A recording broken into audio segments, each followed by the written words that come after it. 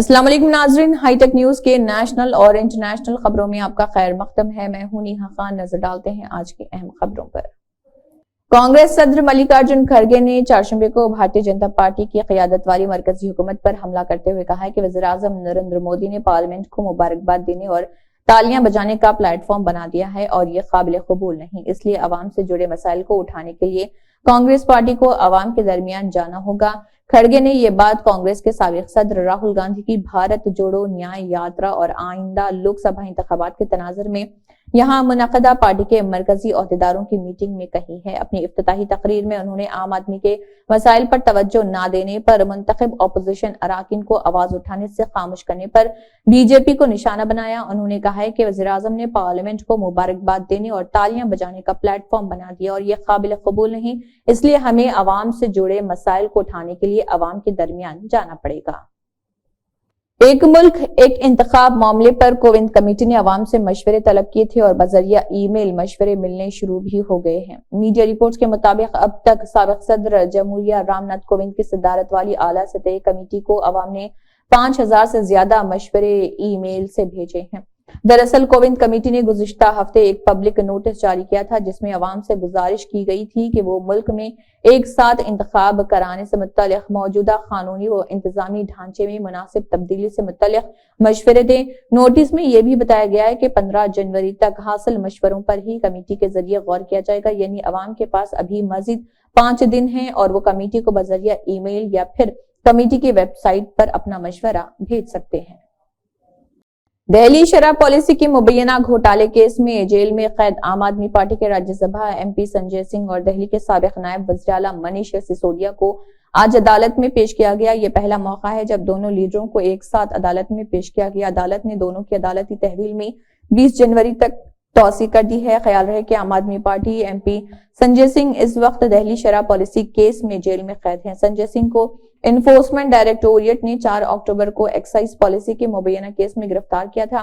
E D نے الزام لگایا کہ سنجے سنگھ نے اب ختم کی جا چکی ایکسائز ڈیوٹی پالیسی کی تشکیل اور نفاذ میں کلیدی کردار ادا کیا تھا، جس کی وجہ سے کچھ شراب بنانے والوں، تھوک فروشوں اور خوردہ فروشوں کو مالیاتی فائدہ پہنچا ہے۔ وہیں منیش سسودیا بھی ایکسائز پالیسی گھوٹالے کیس کے سلسلے میں ہی جیل میں قید ہیں۔ انہیں Central Bureau of Investigation C B I نے گزشتہ سال فروری میں گرفتار کیا تھا، جس کے بعد انہوں نے دہلی کی عام آدمی پارٹی حکومت میں نائب وزیر اعلیٰ کے عہدے سے استعفیٰ دے دیا تھا۔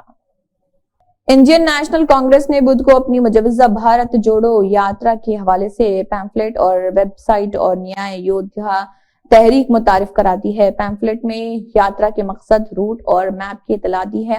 کانگریس جنرل سیکرٹری جے رام رمیش نے کہا ہے کہ ویب سائٹ پر روزانہ کی خبریں دستیاب ہوں گی کہ لائیو اور بھارت جوڑو نیائے یاترا اسٹریمنگ بھی پیش کی جائے گی۔ اس کے علاوہ جو لوگ یاترا میں حصہ لینا چاہتے ہیں انہیں ویب سائٹ پر اس کے بارے میں مکمل معلومات حاصل ہو سکے گی۔ جے رام رمیش نے کہا ہے کہ بھارت جوڑو نیائے یاترا 14 جنوری کو امپھال سے شروع ہوگی۔ انہوں نے بتایا کہ جلد ہی اطلاع دی جائے گی کہ امپھال میں یاترا کہاں سے شروع ہوگی۔ وہیں کے سی وینو گوپال نے کہا ہے کہ ہمیں اطلاع ملی ہے کہ منی پور حکومت نے امپھال کے پیلس گراؤنڈ میں یاترا کی ہماری درخواست کو مسترد کر دیا ہے۔ ہندوستان اور متحدہ عرب امارات یو اے ای کے درمیان رشتوں میں دن بدن مضبوطی دیکھنے کو مل رہی۔ یہ رشتہ گزشتہ روز مزید مضبوط ہوا جب ہندوستان اور یو اے ای کے درمیان 4 اہم معاہدوں پر دستخط کیا گیا۔ دراصل ہندوستانی وزیر اعظم نریندر مودی اور یو اے ای صدر محمد بن زید ال نہیان کے درمیان احمد آباد میں ملاقات ہوئی۔ اس ملاقات کے دوران ہی دونوں ممالک کے درمیان 4 معاہدوں پر دستخط کیے گئے۔ قابل ذکر بات یہ ہے کہ ہندوستانی وزیر اعظم اور یو اے ای صدر کے درمیان گزشتہ 7 مہینے سے بھی کم وقت میں یہ چوتھی ملاقات ہے۔ محمد بن زید ال نہیان 10ویں وائبرنٹ گجرات گلوبل سمٹ کے مہمان خصوصی ہیں اور وہ 9 جنوری کو اس میں شرکت کے لیے گجرات کے احمد آباد ایئرپورٹ پر پہنچے تھے۔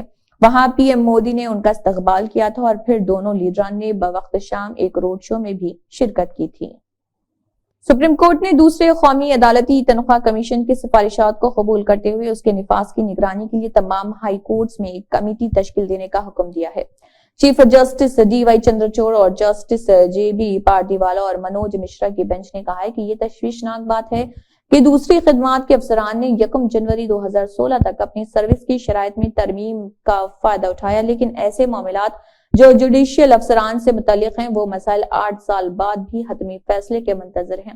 بینچ نے کہا کہ اس بات پر زور دینے کی ضرورت ہے کہ ججوں کو ان کے دور میں اور ریٹائرمنٹ کے بعد بھی سہولیات فراہم کرنا عدلیہ کی آزادی سے منسلک ہے۔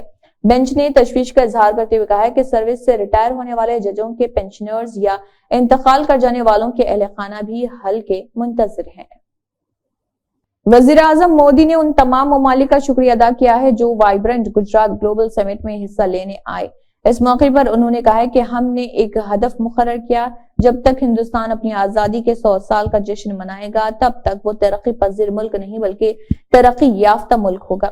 انہوں نے کہا کہ یہ 25 سال کا دور ہندوستان کا لافانی دور ہے، یہ نئے خوابوں، نئی قراردادوں اور روزانہ نئی کامیابیوں کا وقت ہے۔ اس امرت کال میں یہ پہلا وائبرنٹ گجرات سمٹ ہے، اس لیے اس کی اہمیت مزید بڑھ گئی ہے۔ اس چوٹی کانفرنس میں آنے والے 100 سے زیادہ ممالک کے نمائندے ہندوستان کی ترقی کے سفر کے اہم اتحادی ہیں۔ انہوں نے کہا کہ میں آپ سب کو خوش آمدید کہتا ہوں۔ پی ایم مودی نے کہا کہ کچھ عرصے پہلے ہندوستان دنیا کی 5ویں بڑی معیشت تھی، لیکن آنے والے دنوں میں ہندوستان دنیا کی 3ری سب سے بڑی معیشت بن جائے گا۔ غازی آباد میونسپل کارپوریشن نے غازی آباد کا نام تبدیل کرنے کی قرارداد منظور کی ہے۔ میئر سنیتا دیال نے کہا ہے کہ غازی آباد کا نام تبدیل کرنے کے لیے ہنندی نگر، گج پرست اور دودھیشور ناتھ نگر یہ 3 نام تجویز کیے گئے۔ ان ناموں کو اب وزیر اعلیٰ یوگی آدتیہ ناتھ کے پاس بھیجا جائے گا جو اس معاملے پر حتمی فیصلہ لیں گے۔ تاہم نام میں ایسی کسی بھی تبدیلی کے لیے بالآخر مرکز کی منظوری درکار ہوگی۔ میئر دیال نے کہا کونسلروں نے غازی آباد کا نام تبدیل کرنے کی قرارداد کو مکمل اکثریت سے منظور کیا ہے۔ نئے نام کا فیصلہ وزیر اعلیٰ کریں گے۔ غازی آباد کے لوگوں اور ہندو تنظیموں کے مطالبے کو مد نظر رکھتے ہوئے یہ نام تجویز کیے گئے ہیں۔ صاحب آباد حلقے سے بی جے پی کے M L A Sunil Sharma نے کہا ہے کہ گزشتہ سال انہوں نے اس سلسلے میں ریاست میں ایک تجویز پیش کی تھی۔ اسمبلی اس میں غازی آباد کا نام بدل کر گج پرست رکھنے کا مشورہ دیا گیا تھا۔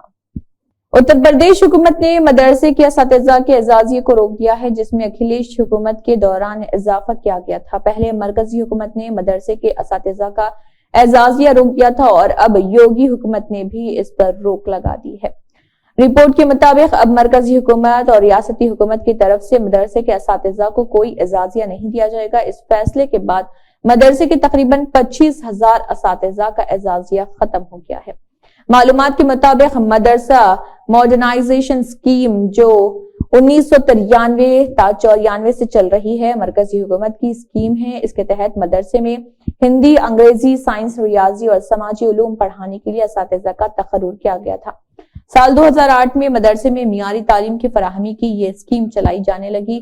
اس اسکیم کے تحت 25,000 اساتذہ کی خدمات حاصل کی گئی جس میں گریجویٹ اساتذہ کو 6,000 روپے اور ماسٹرز مکمل کر چکے اساتذہ کو 12,000 روپے ماہانہ اعزازیہ دیا جاتا تھا۔ 2 سال پہلے تیز ہوئی عالمی سطح پر نوکریوں کی چھٹنی کی رفتار 2024 میں بھی اس کے تھمنے کے کوئی آثار نظر نہیں آتے۔ اس وقت بھی پوری دنیا میں کمپنیاں اپنے ملازمین کو بڑے پیمانے پر نوکری سے نکال رہی ہیں۔ اب اس فہرست میں دنیا کے امیر ترین افراد میں سے ایک جیف بیزوس کی ملکیت والی کمپنی کا نام بھی شامل ہونے جا رہا۔ شائع خبر کے مطابق جیف بیزوس کی کمپنی ایمیزون نے کچھ عرصے قبل لائیو سٹریمنگ پلیٹ فارم چلانے والی ٹویچ فرم کو حاصل کیا تھا۔ اب خبریں ہیں کہ ٹویچ میں بڑے پیمانے پر چھٹنی ہونے والی ہے۔ بلومبرگ کی ایک رپورٹ میں خدشہ ظاہر کیا گیا ہے کہ ٹویچ اپنے تقریباً 35% ملازمین کو باہر کا راستہ دکھا سکتا ہے، تاہم کمپنی کی جانب سے ابھی تک کوئی باضابطہ اعلان نہیں کیا گیا۔ بلومبرگ نے اس معاملے سے وابستہ لوگوں کے حوالے سے کہا کہ ٹویچ کے کم از کم 500 ملازمین کو برطرف کرنے کی تیاریاں جاری ہیں۔ یہ ٹویچ کے کل ملازمین کی تقریباً 35% کے برابر ہے۔ ایمیزون نے یہ کمپنی 9 سال پہلے خریدی تھی۔ کمپنی نے آمدنی بڑھانے کے لیے حالیہ برسوں میں اشتہارات پر اپنی توجہ بڑھا دی، لیکن اس کے باوجود کمپنی منافع بخش نہیں بن سکی۔ بلقیس بانو اجتماعی عصمت دری اور قتل عام کے مجرموں کو ریاستی حکومت کی جانب سے دی گئی عام معافی سپریم کورٹ کی طرف سے منسوخ کر دی گئی۔ عدالت عظمیٰ کے اس فیصلے کے بعد تمام مجرموں کو دوبارہ جیل کی سلاخوں کے پیچھے جانا ہوگا، تاہم بیشتر مجرم اپنے گھروں پر موجود نہیں ہیں اور کئی کے گھروں پر تو تالا لٹکا ہوا ہے۔ میڈیا رپورٹ کے مطابق 11 میں سے 9 مجرم فی الحال اپنے گھروں پر موجود نہیں ہیں اور ان کے بارے میں گھر والوں کو بھی اطلاع نہیں ہے۔ दरअसल 8 जनवरी 2024 को इस मुकदमे पर सुप्रीम कोर्ट का फैसला सुनाए जाने के कुछ घंटों बाद मीडिया एहलकार गुजरात के दाहोद में मुजरिमों के आबाई गांव पहुंचे थे, लेकिन उन्हें दरवाजों पर ताले लटके हुए नजर आए। इसी के साथ हाईटेक न्यूज के नेशनल और इंटरनेशनल खबरें इख्तिताम को पहुंचते हैं। अल्लाह हाफिज।